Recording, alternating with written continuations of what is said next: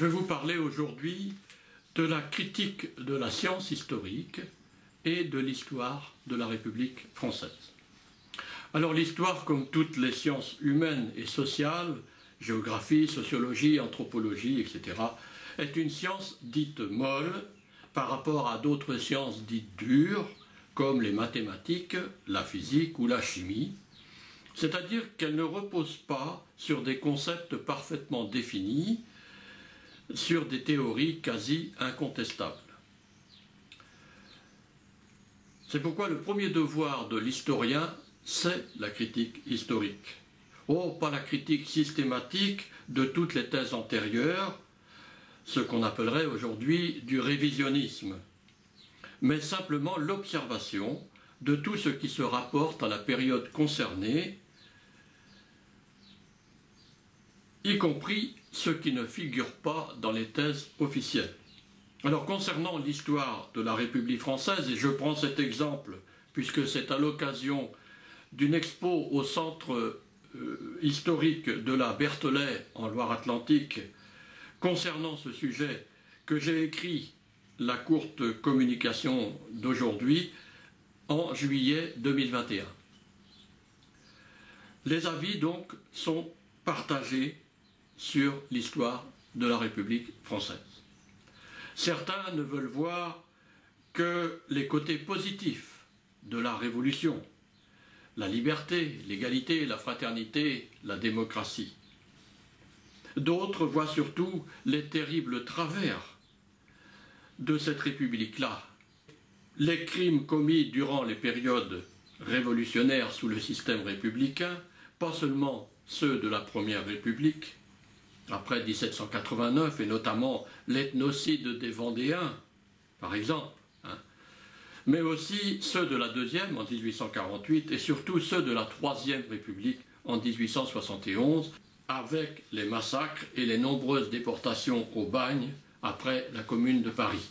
Il faut se rappeler aussi que c'est la République qui crée l'empire colonial français, à coups de canon, y pratiquant le travail forcé, qui sous bien des aspects ressemble à de l'esclavage. Et c'est encore elle, la République française, qui provoque, après la libération de 1945, des massacres de civils à Madagascar en 1947, 8 années de guerre avec le Vietnam, au Vietnam, jusqu'en 1954, puis autant en Algérie, avec la pratique courante de la torture, pour finalement accorder l'indépendance à presque toutes ces colonies au début des années 60. Il n'est pas question ici de faire le procès du système de gouvernance français. Ce n'est pas du rôle de l'historien. Mais la République ne peut proclamer seule représentante de la démocratie. Des pays voisins qui ont choisi la monarchie parlementaire sont tout aussi démocratiques. Et on a connu, et on connaît encore, des républiques dites populaires où le mot démocratie ne veut pas dire grand-chose. Mario Serviable commence l'introduction de son exposition sur l'histoire de la République en France, cette exposition que j'ai mis en place donc, dans le centre culturel Damien Loïc Copiet à la Berthollet en Loire-Atlantique, en Bretagne historique, par ce titre « La République pour la construction de l'État-nation ». Il aurait pu ajouter l'adjectif centraliste, car l'État français est de longue date hyper-centraliste et il le reste.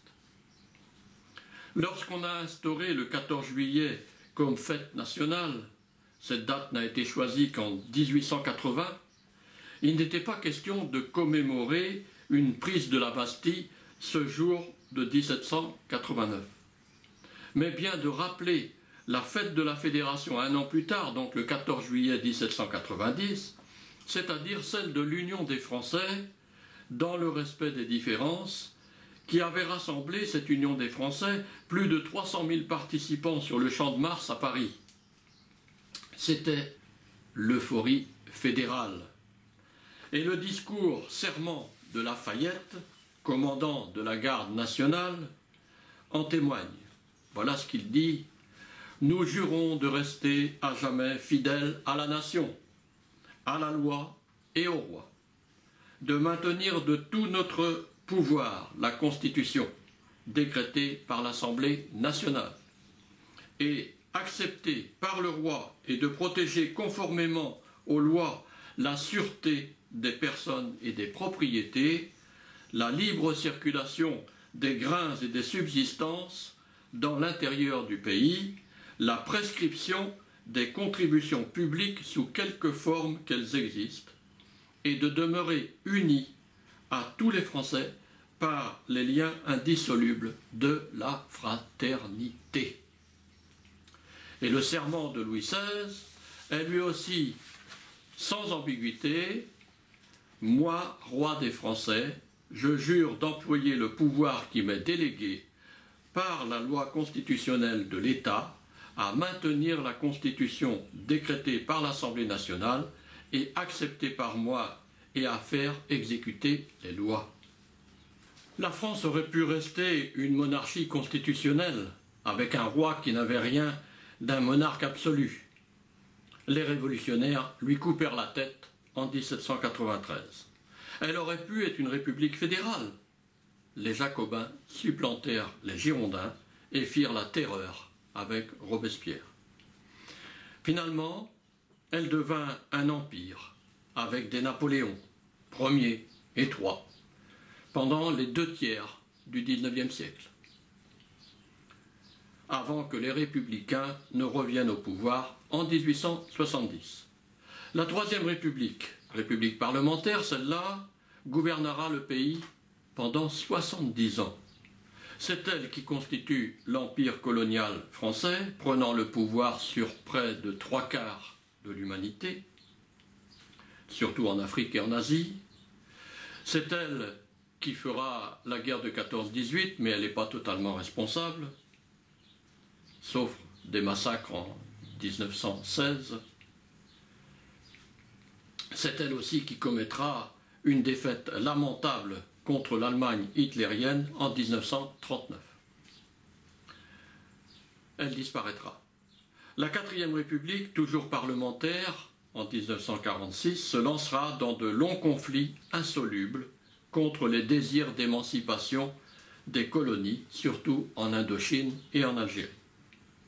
De Gaulle, rappelé au pouvoir en 1958, fera cesser ces guerres en accordant l'indépendance, c'est ce qu'il a fait de mieux, et créera après référendum la Cinquième République présidentielle et non plus parlementaire.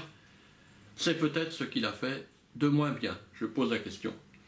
À un journaliste qui lui demandait s'il ne craignait pas, avec ce régime présidentiel, instaurer la dictature, il répondit: « J'ai restauré les libertés, la liberté de la presse en particulier. Pourquoi voudriez-vous qu'à 67 ans, je devienne un dictateur ?» Alors pour conclure, je dirais que le régime républicain présidentiel a un défaut, celui de rendre possible l'arrivée d'un extrémiste comme président par le suffrage universel. On le voit bien avec les craintes à l'encontre du Front National.